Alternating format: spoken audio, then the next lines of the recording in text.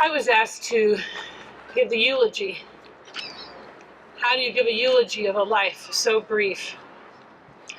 Today we stand together and acknowledge, honor, and remember those 1,746 little boys and little girls whose lives have been taken since the injunction was granted.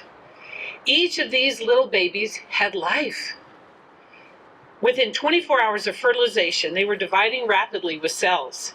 From conception, we know two things. They are alive and they are human. From the moment of conception, that baby's unique and unreplicable DNA was formed. Everything about them was known, determining everything from hair color, eye color, skin tone, height, sex, ancestry, life longevity, pitch of voice, and even the shape of their smile. They were alive and they were human. 21 days after conception, their tiny little hearts began to beat. Their little heart was beating already. Thump, thump, thump. During the next few weeks, their bodies were just forming. Their skin was being formed, their eyes and their inner ears, and by the fourth week, their body was growing at a rapid rate. Their brain was forming. 43 days after conception, brain waves are detected. By the next week, their arms and legs are forming, and little fingers and toes are developing. They are moving and wiggling around by now, even if their mothers can't feel them. Their retinas are developing. Their central nervous system began to form around week 8, which, when fully developed, controls intelligence, memory, personality, emotion, speech, and the ability to feel and move. The little boy and the little girl were human beings. They were alive and they were growing just as fast as they could. They were moving, their heart was beating, they could soon bend their elbows and begin to wiggle their fingers and their toes. Soon the little boy was developing into a little boy, and the little girl was developing into a little girl. By 10 weeks after conception, that sweet little one even had fingernails. Her sweet little face had taken shape. By now, 90% of that body, a baby's body parts are developed. 4,000 tiny body parts that just needed time to grow. By the end of the 3rd month, the baby was fully formed. Their fingers and toes and eyelashes, nails and hair were all formed, and the baby could suck its thumb. They could yawn and stretch and make faces.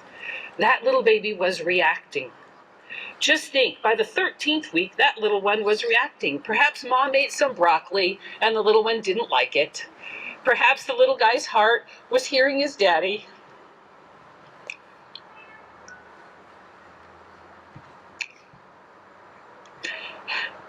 And reacted to that pleasing sound. And they could kick and push and tell mommy they were there. They were alive.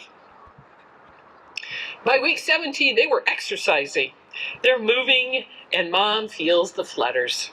They're growing more hair, and that sweet little baby looks just like that, a sweet little baby.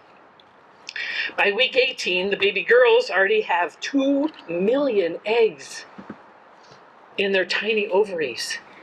Generations were carried in that little girl. The ears were formed and they could listen to what was going on outside. Through their mother's belly, they could hear music and their mother and their father talking. And even now, in the state of Utah, that baby can be ripped apart and killed. Each of these babies had life. Each of these babies experienced warmth, feeling their mother, perhaps hearing their mom or their dad. They experienced life, feeling their little heartbeat. Perhaps they were old enough to move around and have sensation. These sweet little ones felt things. They had a very brief life, but we honored that life, no matter how short. Forever how long they were allowed to live, they had experiences, whatever they were, that were the very beginning of a very real human experience. Then each of them faced a horrific, tragic death. Some were poisoned and thrust from the safety of their mother's womb. Some were ripped apart and dismembered and had their body parts dragged out of their mother. Some were burned and ejected. All experienced horror. None of them deserved death. Not one single little baby or little girl, a little boy, deserved death. Not one. So may we have a time where we think and reflect and remember those sweet little lives.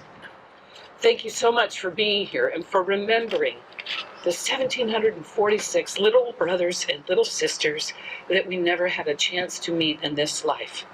We honor their lives as we honor the lives of every single child.